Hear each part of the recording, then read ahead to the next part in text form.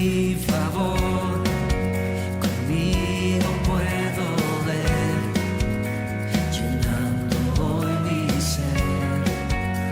Bendito Jesús, y hoy mi voluntad se rinde a tu verdad, tu amor y tu bondad. Bendito Jesús. Mi deseo eres tú, mi momento de amor, la alegría de vivir. Bendito Jesús, eres mi fuente de amor, eres aire y eres sol,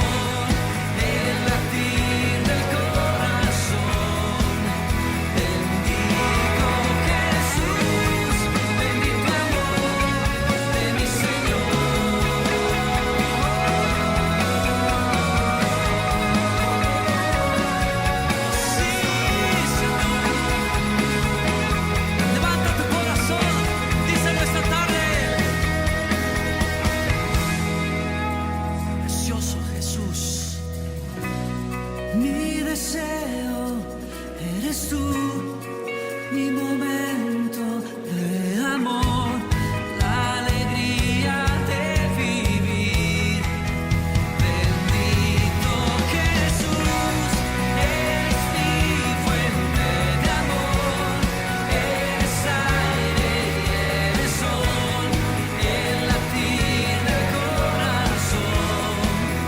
Bendito Jesús, bendito amor de mi Señor. Bendito amor de mi Señor.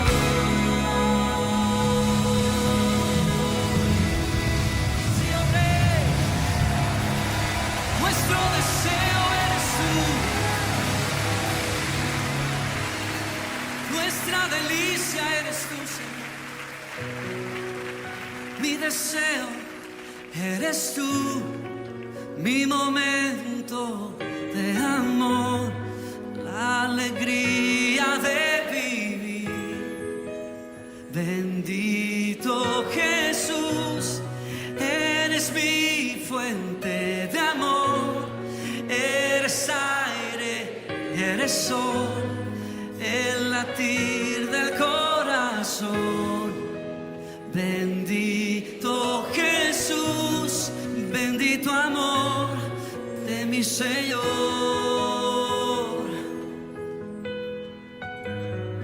Bendito amor de mi Señor. Sí, Señor.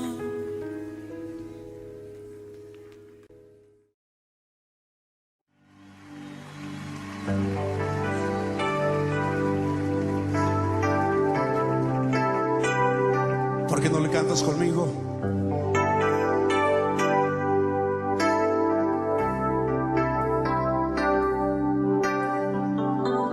Temprano yo te buscaré, de madrugada yo me acercaré a ti. Mi alma te anhela y tiene sed,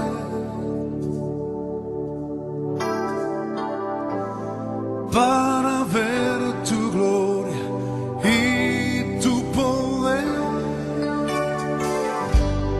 Mi socorro has sido tú, y en la sombra de tus alas yo me gozaré. Mi alma está pegada a ti, porque tu diestra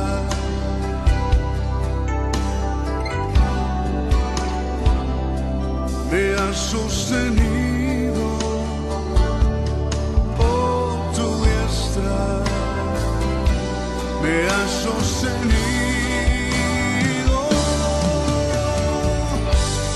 Mi socorro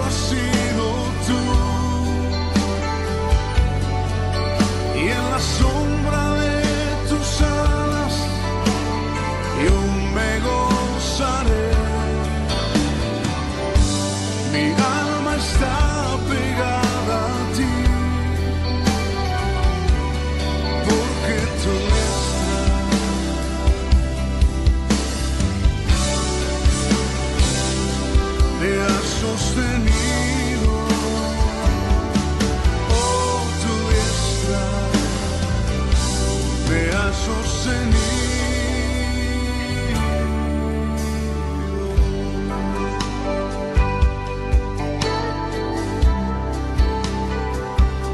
Tu diestra, Señor, me ha sostenido.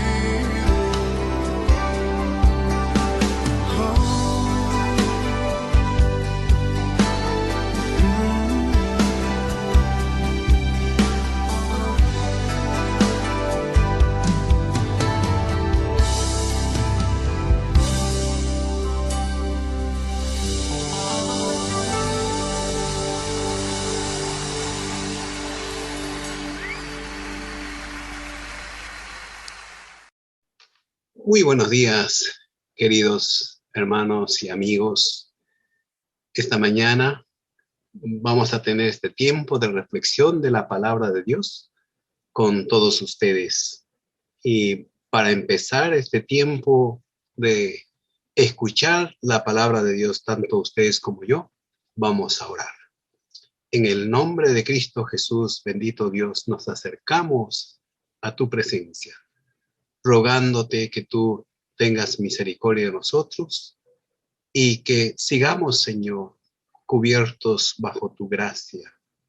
Bendito Dios, gracias por este día, por permitirnos llegar un día muy especial, especialmente recordando que es el día del Señor. Gracias, bendito Dios.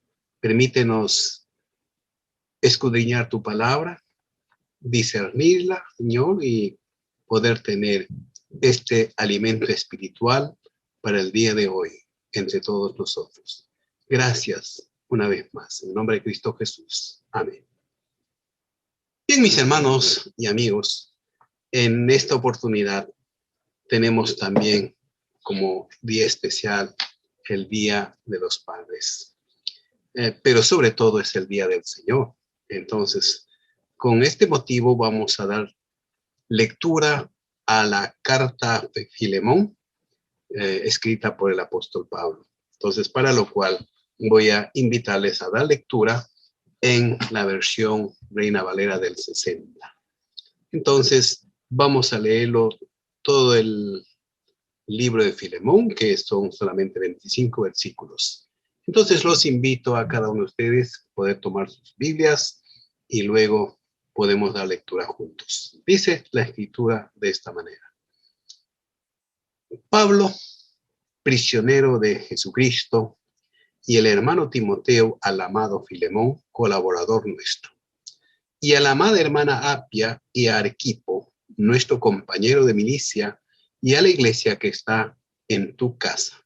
Gracia y paz a vosotros de Dios, nuestro Padre, y del Señor Jesucristo. Doy gracias a mi Dios, haciendo siempre memoria de ti en mis oraciones, porque oigo del amor y de la fe que tienes hacia el Señor Jesús y para con todos los santos, para que la participación de tu fe sea eficaz en el conocimiento de todo el bien que está en vosotros por Cristo Jesús. Pues tenemos gran gozo y consolación en tu amor, porque por ti, oh hermano, han sido confortados los corazones de los santos. Por lo cual, aunque tengo mucha libertad en Cristo para mandarte lo que conviene, más bien te ruego por amor, siendo como soy, Pablo, ya anciano y ahora, además, prisionero de Jesucristo, te ruego por mi hijo Onésimo, a quien engendré en mis prisiones, el cual en otro tiempo te fue inútil, pero ahora a ti y a mí nos es útil. El cual vuelvo a enviarte, tú pues recíbele como a mí mismo. Yo quisiera retenerle conmigo, para que en lugar tuyo me sirviese en mis prisiones por el evangelio. Pero nada quise hacer sin tu consentimiento, para que tu favor no fuese como de necesidad, sino voluntario. porque quizá para esto se apartó de ti por algún tiempo para que la recibieses para siempre. No ya como esclavo, sino como más que esclavo, como hermano amado, mayormente para mí, pero cuanto más para ti, tanto en la carne como en el Señor. Así que si me tienes por compañero, recíbele como a mí mismo. Y si en algo te dañó o te debe, ponlo a mi cuenta. Yo, Pablo, lo escribo de mi mano, yo lo pagaré. Por no decirte que aún tú mismo te me debes también. Sí, hermano, tenga yo algún provecho de ti en el Señor, conforta mi corazón en el Señor. Te he escrito confiando en tu obediencia, sabiendo que harás aún más de lo que te digo. Prepárame también alojamiento, porque espero que por vuestras oraciones os seré concedido. Te saludan Epafras, mi compañero de prisiones por Cristo Jesús, Marcos, Aristarco, Demas y Lucas, mis colaboradores. La gracia de nuestro Señor Jesucristo sea con vuestro espíritu. Amén. Así escribe esta carta personal el apóstol Pablo a un creyente en Colosas que se llama Filemón. En esta oportunidad lo he titulado el mensaje Amor y Fe que Perdona. Y nuestra proposición es que el Evangelio de Jesucristo restablece las relaciones que el hombre ha deteriorado, denigrando la dignidad humana.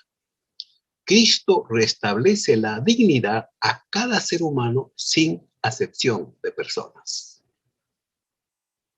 Bien, a manera de introducción, comenzamos diciendo esto. Esta es una carta pastoral, pero personal, que fue escrito aproximadamente entre los años 61 o 62 después de Cristo.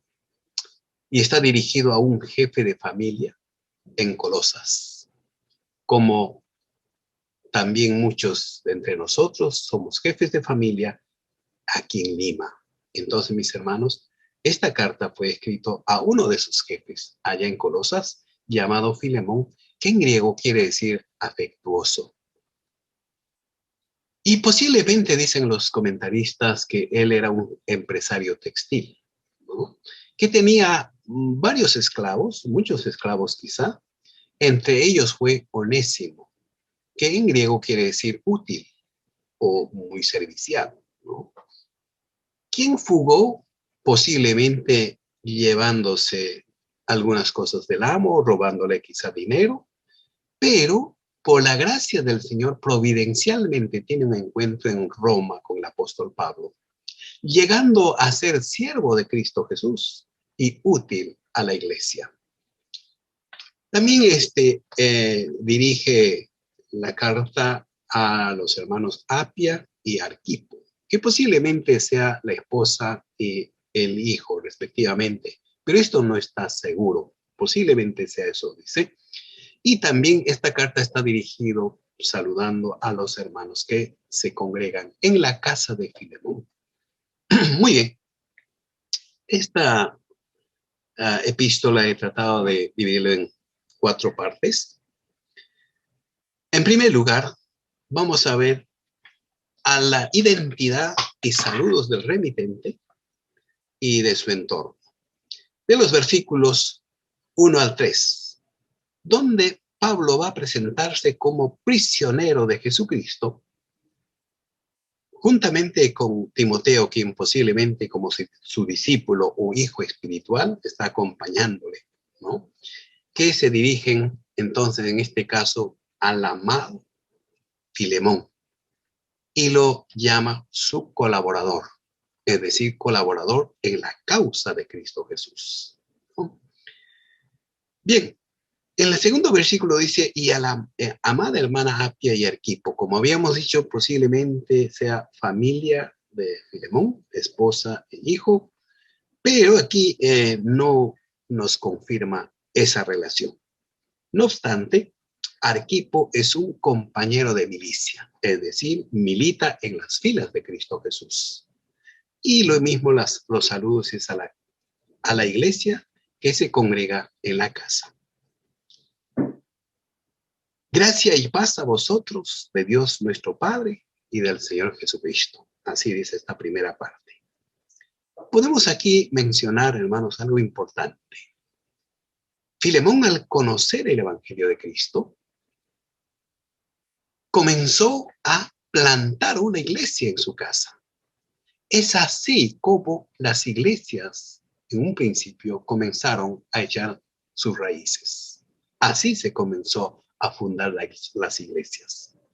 ¿Cuántos de nosotros estamos ahora dispuestos a ceder en nuestra casa un espacio para que se levante una iglesia del Señor con las personas con quienes cercanamente nos relacionamos? Nuestra familia, nuestros empleados, nuestros amigos, nuestra familia del entorno. Entonces, mis hermanos, es importante recordar que así se comenzó a cimentar la iglesia de Jesucristo. Y creo que ese es el reto ahora para los jefes de familia de este tiempo también, tanto para ustedes como para mí. En la segunda parte, hemos denominado evidencias del amor y fe de un militante en Cristo, de los versículos 4 al 7. Ahí podemos ver entre 4 y 5 que el apóstol da gracias a Dios recordando o haciendo memoria en sus oraciones porque escucha, oye, está informado del amor y de la fe que tiene este siervo del Señor Filemón hacia el Señor Jesús y para con todos los santos, es decir, para la iglesia del Señor. ¿Cuán importante es esto, mis hermanos? Que nuestro testimonio brille como una luz en medio de nuestra comunidad. Y nuestra relación cada vez sea real y sincera ante Dios y ante nuestros hermanos. Y esto es la que va a edificar nuestra comunión con Cristo y entre los creyentes. Entre los versículos 6 y 7 dice, para que la participación de tu fe sea eficaz en el conocimiento de todo el bien que está en vosotros por Cristo Jesús. Mis hermanos, nosotros cada vez que participamos en la comunión dentro de la iglesia, nos edificamos. ¿Pero cómo? Por medio de los medios de gracia visible. La oración, la comunión en la iglesia y luego la lectura de la palabra y sujetos a una disciplina en ese sentido, como familia de Dios. Es importante que nosotros hagamos, real nuestra fe en nuestras acciones y que esto sea la que se debe conocer, no nuestro mal testimonio, no nuestras flaquezas, como se dice, no nuestras arrugas o nuestras manchas. Que como dijo Cristo Jesús, seamos la luz del mundo en medio de las tinieblas. En medio de la corrupción, seamos la sal, que podamos evitar esa corrupción. Entonces, mis hermanos, ese es el testimonio aquí de Filemón. Dice entonces, pues tenemos gran gozo y consolación en tu amor, porque por ti, oh hermano, han sido confortados los corazones de los santos. Tanto en ese tiempo como hoy, especialmente en estas circunstancias en que la pandemia está que azota a diestra y siniestra, realmente necesitamos creyentes como Filemón, que puedan consolar los corazones de nuestros hermanos afligidos, entristecidos, golpeados, algunos enlutados. Creo que ese es el llamado de esta carta para nosotros el día de hoy. Entonces, mis amigos, mis hermanos, eso es lo que va a causar el gran gozo dentro del pueblo de los creyentes y también para nuestros mentores, es decir, para aquellos que nos compartieron el evangelio. Entonces, creo que aquí tenemos un reto de cómo nosotros estamos viendo el cambio del estatus como familia de Dios, como hijos de Dios, ya no buscando solamente nuestro bienestar individual, sino el bienestar de la iglesia, para que todos y en todo podamos glorificar a Dios con nuestras acciones por medio de ese amor y la fe que debemos practicarlo con nuestras obras. En la siguiente parte de los versículos 8 al 22, vamos a ver la parte donde está la intercesión de Pablo por establecer una nueva relación. Eso había denominado así en esta tercera parte, donde nos va a decir entre los versículos 8 al 10, por lo cual, aunque tengo mucha libertad en Cristo para mandarte lo que conviene, más bien te ruego por amor, siendo como soy, Pablo, ya anciano y ahora además prisionero de Jesucristo, te ruego por mi hijo Onésimo, a quien engendré en mis prisiones.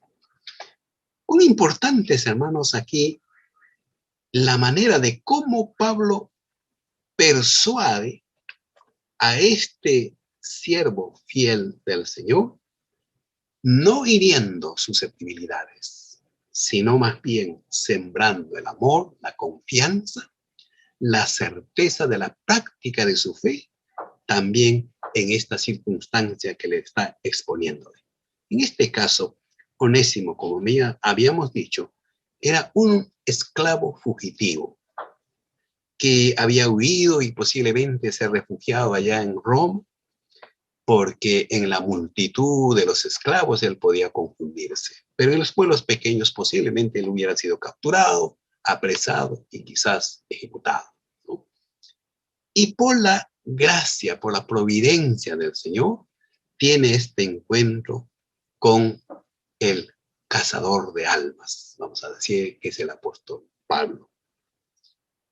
No sabemos cómo fue la circunstancia de encontrarse, cómo es que llega hasta la prisión donde está Pablo y siendo él fugitivo, qué riesgo tan grande que se corría cuando él se había acercado hasta Pablo. Qué maravillosa gracia de Dios para proteger en esta circunstancia. ¿Cómo es que son los caminos de Dios inescrutables, insondables, como dice Romanos 11:33, ¿no? Que a veces pensamos que esos caminos no deberían de ser recorridos, pero esos son los caminos que el Señor le prepara a Onésimo para el encuentro con el siervo del Señor, que es el apóstol Pablo. Y entonces dice, engendré en mis prisiones. Es decir, este hombre posiblemente haya recibido el evangelio de Cristo allí en la cárcel, en la visita que tuvo al apóstol Pablo. ¡Qué bendición este hombre! El estar preso no era limitación para seguir sembrando el evangelio en los corazones, fortalecer los corazones de los creyentes mediante sus epístolas o las cartas, y también formando equipos de discípulos, de pastores, de evangelistas, que al final va a referir inclusive ese círculo de colaboradores con quienes cuenta. Hermanos amados, posiblemente para nosotros el estar preso nos traería muchas complicaciones y problemas. Pero hay muchos también que en ese lugar es donde encontraron el evangelio de Cristo Jesús. Entonces, del 11 al 14 vamos a continuar diciendo que la lectura dice, el cual en otro tiempo te fue inútil, pero ahora a ti y a mí nos es útil. Aquí el apóstol hace una conjugación de palabras. Onésimo, que era útil, en realidad en la práctica, antes de Cristo era inútil, así como cualquiera de nosotros. Antes de Cristo éramos inútiles, pero ahora con Cristo somos útiles. La pregunta es, ¿realmente seguimos siendo útiles? ¿O nos hemos estancado? ¿O nos hemos vuelto conformistas? ¿Estamos conformes con lo que estamos, con lo que hemos conocido del Evangelio? Y quizá no estamos comunicando, transmitiendo ese Evangelio a nuestro entorno familiar, a nuestro entorno comunitario. Mis hermanos, es importante recordar estas palabras de Pablo, que ahora, en otro tiempo que fue inútil, ahora es útil. El cual dice, vuelvo a enviarte, tú pues recíbelo como a mí mismo. Yo quisiera retenerle conmigo para que en lugar tuyo me sirviese en mis prisiones por el Evangelio. Pero nada quise hacer sin tu consentimiento, para que tu favor no fuese como de necesidad, sino voluntario. Esa es una de las razones importantes recordar. Que nosotros ciertamente tenemos responsabilidades con nuestros padres espirituales, con nuestros líderes, con nuestros pastores, que quisieran tomar atribuciones con autoridad, por supuesto, pero nunca lo han hecho o no lo hacen. O quizás algunos lo han hecho, pero fueron mal encaminados también. Pero mis hermanos, aquí el apóstol nos enseña de cómo debemos de conducir a nuestros hermanos que están en una situación de conflicto para que todo esto culmine dando honra y gloria a Dios. Esa es la razón por qué aquí está argumentando, está sustentando el apóstol para que a este hombre tenía que devolverlo. Un creyente que se arrepiente de sus pecados, reconoce sus faltas, se arrepiente, es que tiene que resarcir los daños y perjuicios ocasionados. No puede simplemente decir, bueno, aquí Dios me perdonó y me olvido del resto, volteo la página y comienza todo de nuevo. No es así. Tenemos que resarcir los daños ocasionados. Si hemos robado, tenemos que reponer. Si alguien dejó un hijo o una hija por allá, una mujer abandonada, tendrá que resarcir los daños ocasionados, tendrá que asumir las responsabilidades. Muchos creen que, bueno, ya han orado, se arrodillaron, lloraron, hicieron quizá algunos teatros y creen que por eso ya Dios les perdonó. Dios ya no los toma en cuenta el pasado. Es cierto, Dios no los toma en cuenta, pero las consecuencias tenemos que asumirlas. Mis hermanos, aquí el apóstol dice, yo quisiera retenerlo, porque en tu lugar debería de estar sirviéndome, porque ese deber tenían los discípulos. Antiguamente los discípulos servían a sus maestros, servían a sus pastores. Por eso es que estos 12 hombres elegidos por Jesús estaban día y noche con el maestro. Y así eran antiguamente el discipulado, ¿no? Al maestro tenían que seguirlo, acompañarlo, pasar con él, servirle, atenderle. Y eso es lo que está diciendo el apóstol en aquel tiempo. Entonces, pero dice, no quiero hacer nada sin tu consentimiento. Es decir, todo acto, todo gesto tiene que ser voluntario, no por la fuerza, no por vanagloria, no por competencia, sino tiene que ser algo espontáneo. ¿Por qué? Porque el Evangelio transforma a los hombres, nos da nuevas fuerzas, nos da una nueva visión, nos da un nuevo estilo de vida y nuevo motivo, nueva razón de vivir por la causa del Evangelio de Cristo Jesús. Entonces, mis hermanos, aquí, esa es una de las cosas importantes que tenemos que aprender, ¿no? Que las cosas no podemos forzar a nadie ni presionar a nadie. Más bien, cada creyente tenemos que buscar hacer el agrado de Dios, las tareas, las responsabilidades que nos entrega con el Evangelio, cumplirlo tal como nos requiere nuestro Maestro, Cristo Jesús.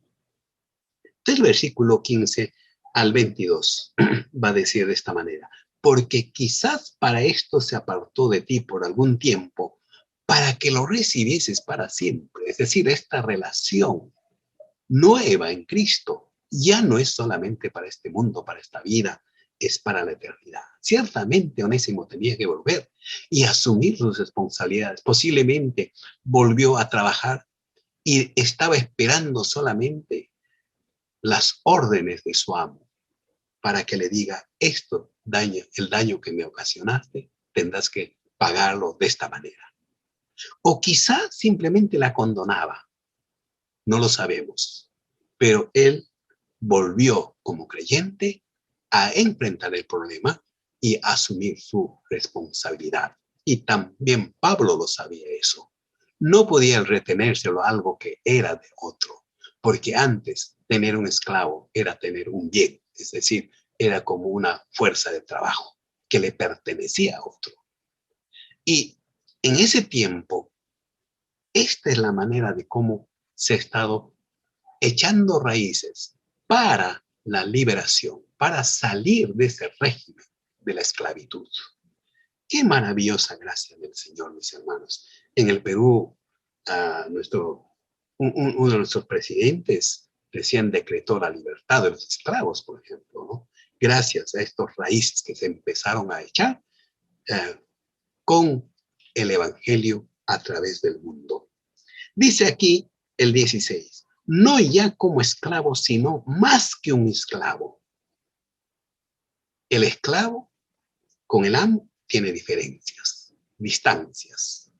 Pero aquí ya no es esa relación, sino es como hermano amado. Así como nosotros también fuimos esclavos del pecado, pero una vez que somos admitidos en Cristo Jesús, somos hermanos de Cristo. Eso es lo que está aquí viéndose cuando dice mayormente para mí, pero cuanto más para ti, tanto en la carne como en el Señor. Es decir, este hombre volvía dispuesto a trabajar, dispuesto a asumir esa responsabilidad. Entonces, mis hermanos, dice el versículo 17, así que si me tienes por compañero, recíbele como a mí mismo. Y si en algo te dañó o te debe, ponlo a mi cuenta. Yo, Pablo, lo escribo de mi mano, yo lo pagaré. Por no decirte que aún tú mismo te me debes también. Hermanos, con aquellos que compartieron el Evangelio con nosotros, muchas veces nosotros no la hemos valorado. Por supuesto, no la hemos monetizado, ¿verdad? Pero tampoco hemos dado valor. Simplemente lo olvidamos. Pero ¿cuánta deuda tenemos con aquellos que compartieron el Evangelio de Cristo Jesús? Nos hicieron llegar esa noticia y nos condujeron a los caminos de Él. Y eso es lo que está diciendo aquí el apóstol Pablo. Sí, hermano, tenga yo algún provecho de ti en el Señor, conforta mi corazón en el Señor. Es decir, con este gesto, con este acto de recibirle a Onésimo como un hermano. El 21 dice, te he escrito confiando en tu obediencia, sabiendo que harás aún más de lo que te digo. Prepárame también alojamiento, porque espero que por vuestras oraciones os seré concedido. Interesante también aquí. El apóstol se da la libertad de casi dar órdenes de que le preparara un hospedaje para que cuando llegue tenga un lugar donde pasar tiempo, porque posiblemente los creyentes oraban porque este siervo del Señor vaya y cada vez los edifique, los aclare, los ayude en el conocimiento del Evangelio de Cristo Jesús. Bien, mis hermanos, entonces aquí en la parte final vemos del versículo 23 al 25, ¿no? De esta manera dice la carta. Te saludan Epafras, mi compañero de prisiones por Cristo Jesús, Marcos, Aristarco, Demas y Lucas, mis colaboradores. La gracia de nuestro Señor Jesucristo sea con vuestro espíritu. Amén. Así culmina esta carta. Esta pequeña porción escrita en la Biblia, que no te lleva mucho tiempo para leer todo el libro, vamos a decir. Aparentemente pequeño, pero es una potencia. Es tremenda y tiene muchas aristas desde donde podemos escudriñar, analizar y capturar los mensajes que nos trae.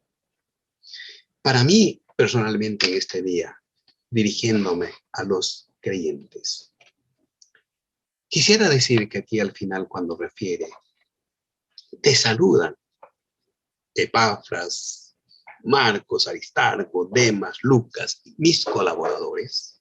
Recordemos, mis hermanos, cada creyente somos colaboradores en la causa de Cristo. Ahora la pregunta es, ¿cómo estamos colaborando nosotros?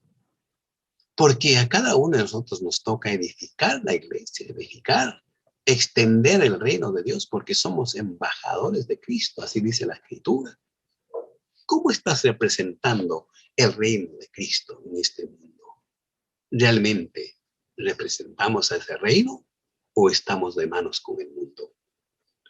Pues siendo colaboradores en Cristo, es que vamos a cooperar en todo lo que es la edificación de la iglesia, involucrándonos dentro de la comunidad de creyentes.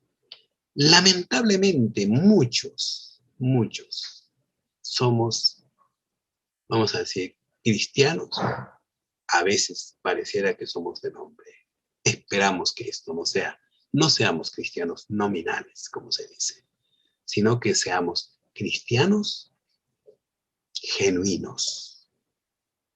Aquellos que tenemos esa fe salvadora. Que vivamos el evangelio y dejemos fluir ese evangelio a través de nuestros sentidos, a través de nosotros, hacia otras personas que necesitan el evangelio. No nos quedemos conformes porque nosotros ya somos rescatados, ya somos hijos de Dios, sino que nos conformemos cuando otras personas y muchos hayan escuchado el evangelio, seamos esos canales de bendición para las personas con quienes Dios nos pone en contacto. Mis hermanos, así es como este siervo del Señor, estando en la cárcel, tenía un equipo sólido, un equipo desde donde a las iglesias estaba fortaleciendo, estaba edificando, estaba consolidando y estaba enviando evangelistas, estaba enviando mensajeros, estaba enviando pastores. Qué maravillosa bendición de este ministerio del apóstol. Y por supuesto, quisiera leer 1 Corintios 12 y 13 acerca del amor. Miren que si nosotros estamos ya dentro del amor de Dios, somos llamados a practicar ese amor. Cuando nos va a hablar del 12 y 13, dice, ahora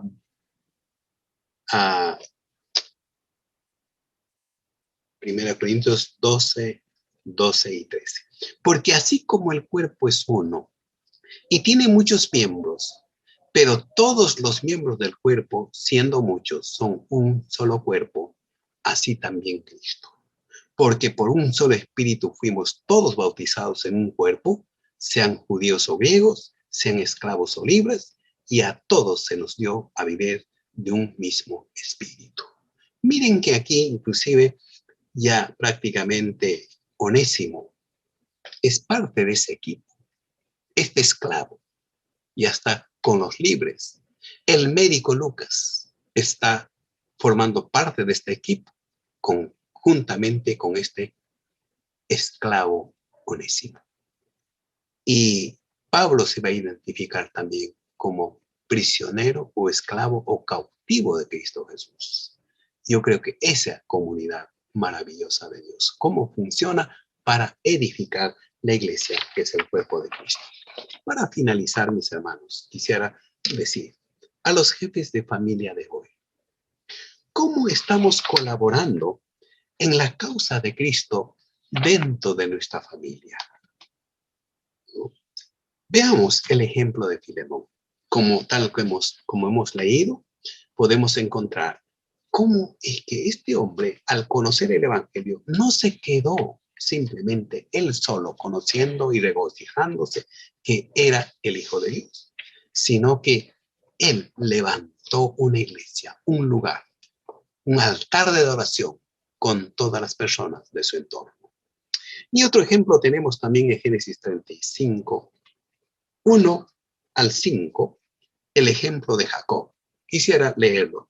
Dijo Dios a Jacob, levántate y sube a Betel y quédate allí y haz allí un altar al Dios que te apareció cuando huías de tu hermano Esaú. Entonces Jacob dijo a su familia, a todos los que con él estaban, quitad los dioses ajenos que hay entre vosotros y limpiaos y mudad vuestros vestidos y levantémonos y subamos a Betel y haré allí altar al Dios que me respondió en el día de mi angustia y ha estado conmigo en el camino que he andado.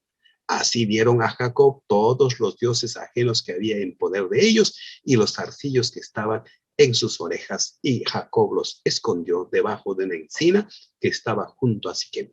Y salieron, y el terror de Dios estuvo sobre las ciudades que había en sus alrededores, y no persiguieron a los hijos de Jacob. Bueno, sigue la historia ahí, y luego finalmente nos dice que allí levantó el altar de adoración, versículo 7, y edificó allí un altar y llamó al lugar el Betel, porque allí le había aparecido Dios cuando huía de su hermano. Aquí tenemos otro ejemplo maravilloso que había sucedido con los hijos de Jacob, que habían cometido una falta grave en la comunidad cercana a donde estaban.